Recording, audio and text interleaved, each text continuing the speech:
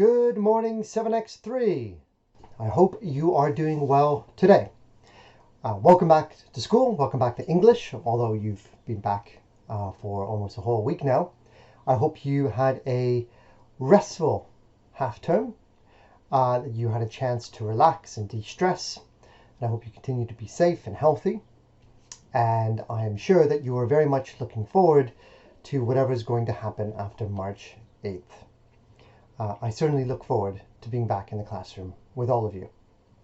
So for today, we are going to look at wrapping up the scheme of work, what we were doing before we broke up for half term.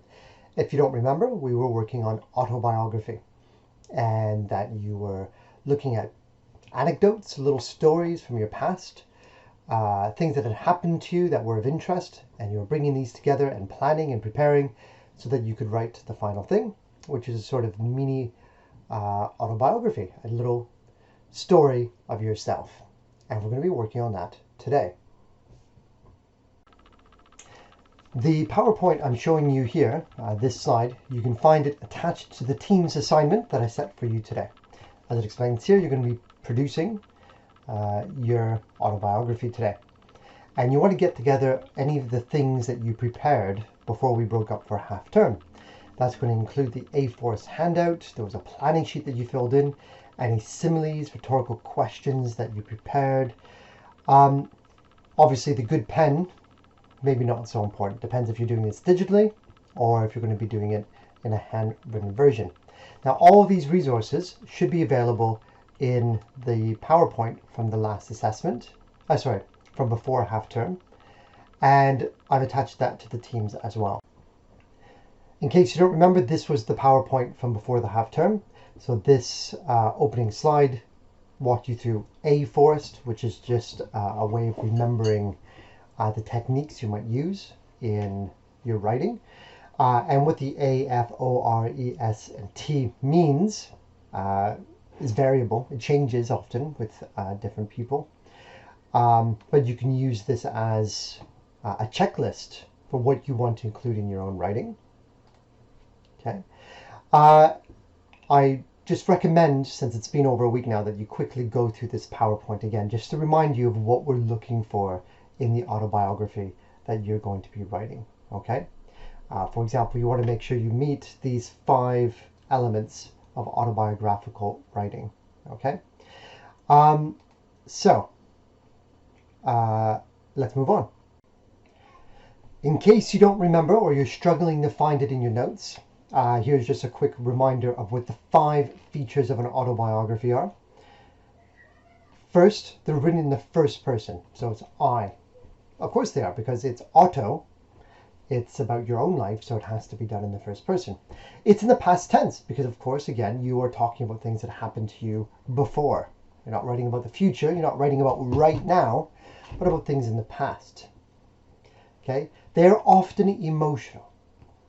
Okay, so who you are, your personality and your emotions and your thoughts come through in the writing. It's fine to let the reader know that when this thing happened to you in the past, that you cried, or you were angry, or you were sad, or you were happy. They use detailed description.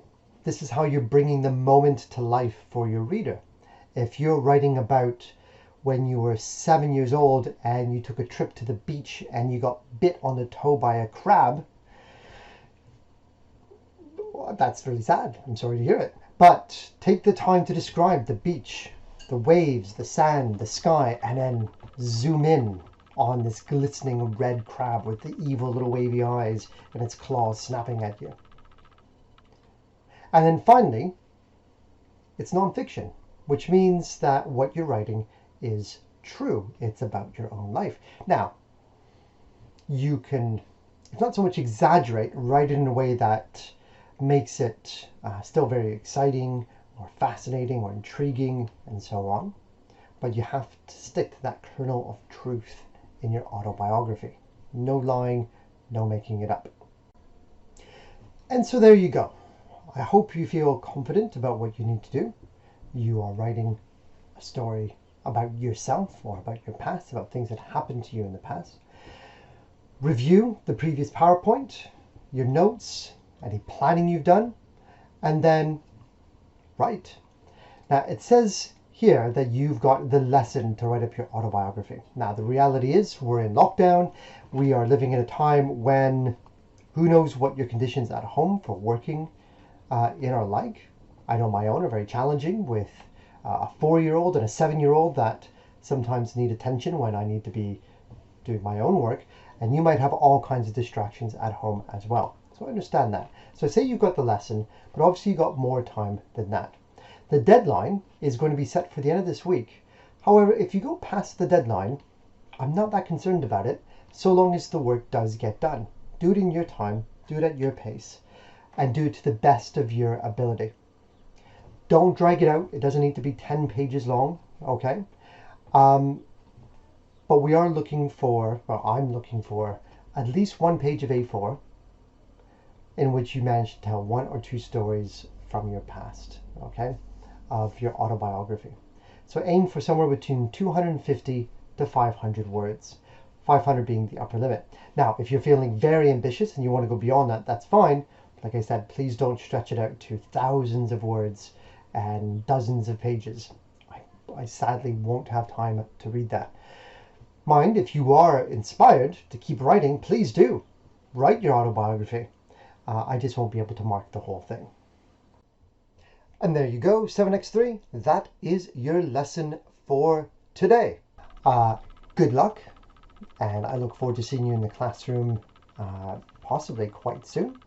But in the meantime, keep healthy, keep safe, and goodbye.